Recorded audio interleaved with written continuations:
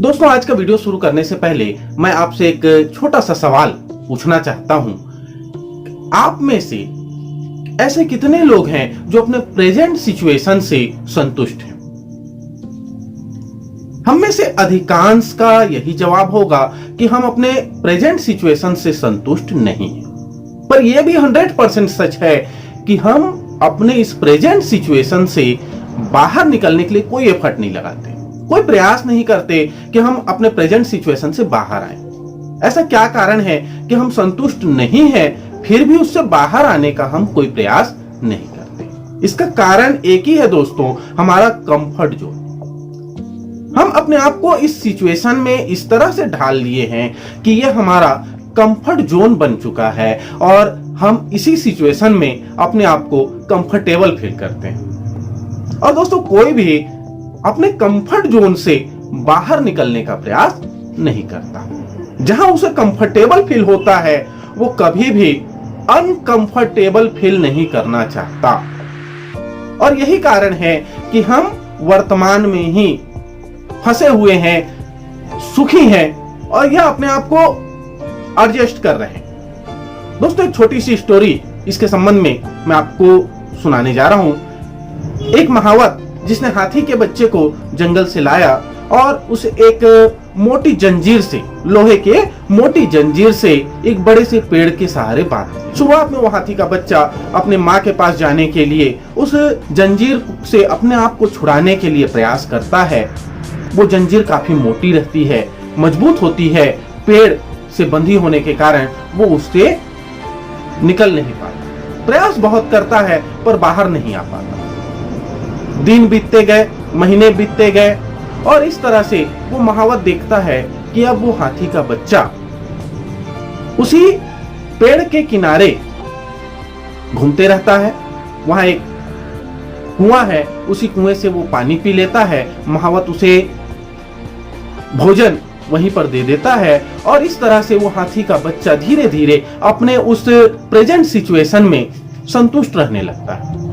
वो उसका comfort zone हो जाता है। जहां तक उसकी जंजीर जाती है वहां तक वो घूमता है। अब धीरे धीरे हाथी का बच्चा बड़ा हो गया, एक छोटी रस्सी में बदल गई।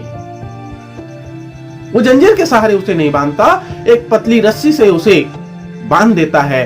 लेकिन वो हाथी अपने कंफर्ट जोन में इस तरह से खुश है कि वो उस रस्सी को भी तोड़ने का प्रयास नहीं।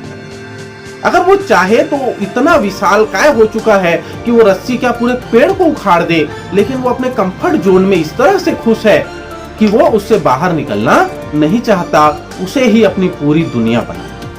दोस्तों, हम भी इसी तरह से अपने प्रेजेंट सिचुएशन में इतने खुश हैं, इतने मग्न हैं कि हम उससे बाहर निकलने का प्रयास नहीं करते। और जब तक हम अपने इस कंफर्ट जोन से बाहर नहीं आएंगे, तब तक हम अपने लाइफ में कुछ बड़ा नहीं कर सकते, कुछ ऊंचा नहीं कर सकते।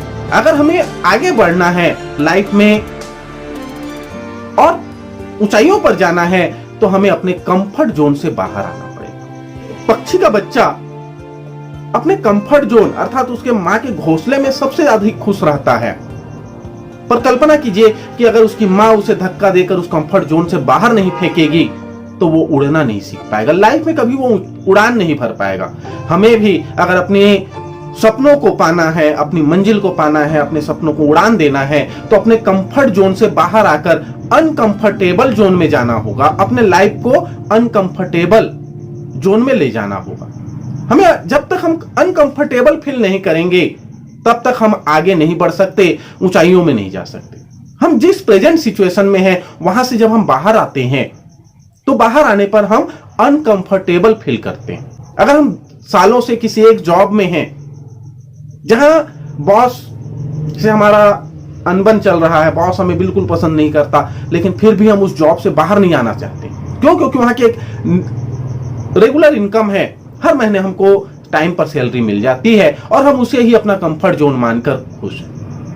हमारी जिम्मेदारियां, हमारी रिस्पॉन्सिबिलिटी इतनी बढ़ चुकी है कि हम उससे बाहर नहीं आना चाहते। हम नहीं चाहते कि हमारा इनकम बंद हो जाए और इस सिचुएशन में हम आगे नहीं जा सकते। हम सोचते हैं कि अगर हम आगे चले गए, हमारा ये इनकम बंद हो गया, हम नई जगह में गए, वहां नए लोग होंगे, हम अनकंफर्टेबल फील करेंगे। और दोस्तों इसी अनकंफर्टेबल से बचने के लिए हम लगातार उसी जगह में बंधे रह जाते हैं, फंसे रह जाते हैं और एक पिंजरे में कैद होके रह जाते हैं।